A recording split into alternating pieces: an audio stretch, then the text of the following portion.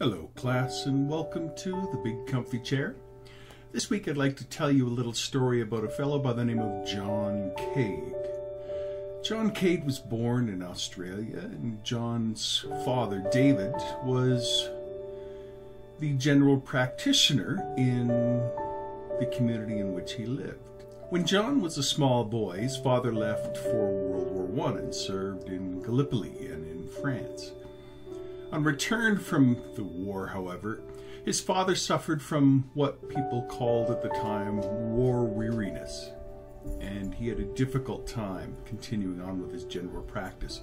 And so eventually John's father sold his practice and entered the mental health department, actually what is called the mental hygiene department in public service, and there he served as the superintendent of a mental hospital for 25 years.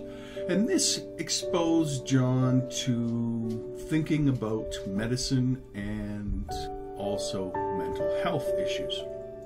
Now, just like his father, Cade joined the Australian Armed Forces and in World War II became part of the Australian Army Medical Corps. And in 1940, he served in Singapore, and he was promoted to the rank of major.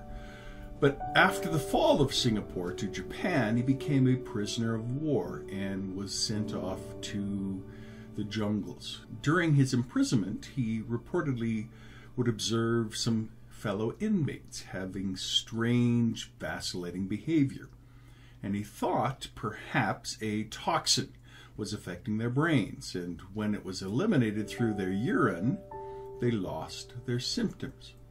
Now, after the war, John Cade recuperated briefly in a hospital and began doing some crude experiments in his kitchen of all places, which led to the discovery of lithium as a treatment of bipolar disorder.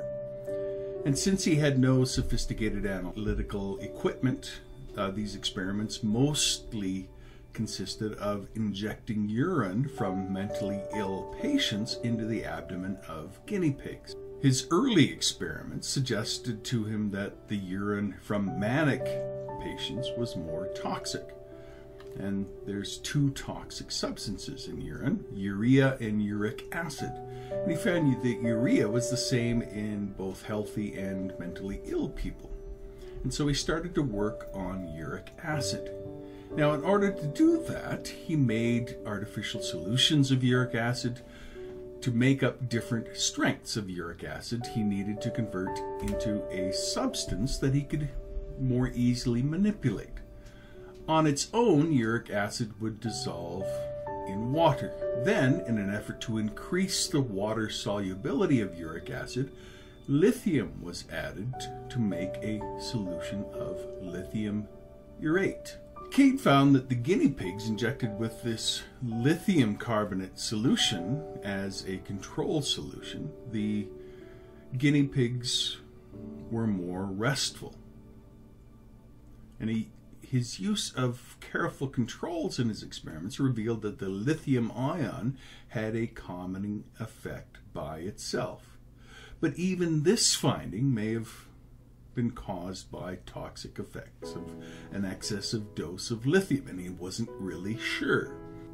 So Cade began a small-scale trial of lithium citrate on patients diagnosed with mania, dementia praecox, also known as schizophrenia today, and melancholia, and had some positive results. The calming effect was so robust that Cade speculated that mania was caused by a deficiency in lithium.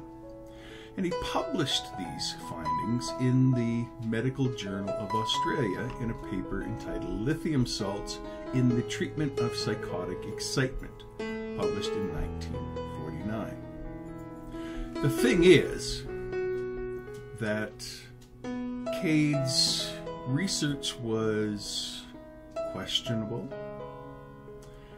There was some issues with toxicity of lithium.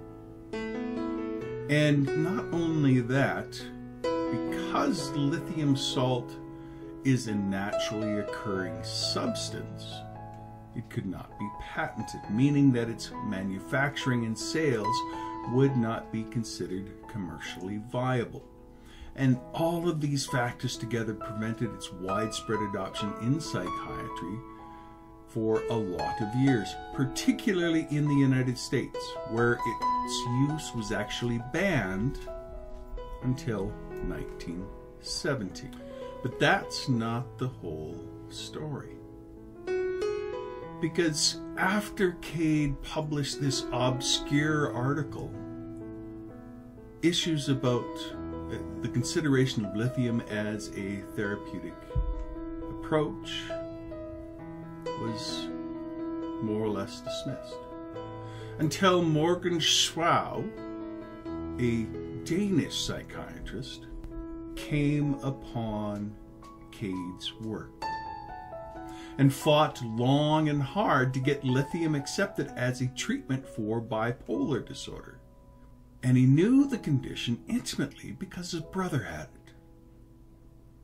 So starting in the 1950s, Schaus teamed up with Paul Bastrup to conduct a series of lithium experiments with much higher and stricter conditions, culminating in a double-blind, placebo-controlled clinical trial that was published in 1970 in The Lancet that established beyond doubt that lithium was effective for most people with bipolar disorder, including Schaus' brother.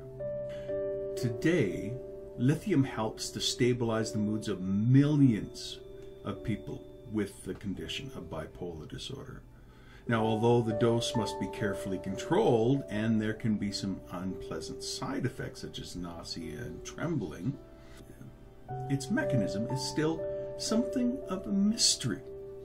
Most research targets the delicate chemistry supporting the functioning of neurotransmitters, but as yet, the clear definition of what is going on is somewhat lacking. Having said all of that, the casual observations of Cade and his experiments with guinea pigs has undoubtedly saved millions of lives, as people with bipolar commit suicide at an extremely high rate. And having this mood stabilization reduces that risk significantly. This week we're going to be taking a look at mental illness and some of the pharmacological treatments, and I hope you enjoy. You take care. Bye-bye.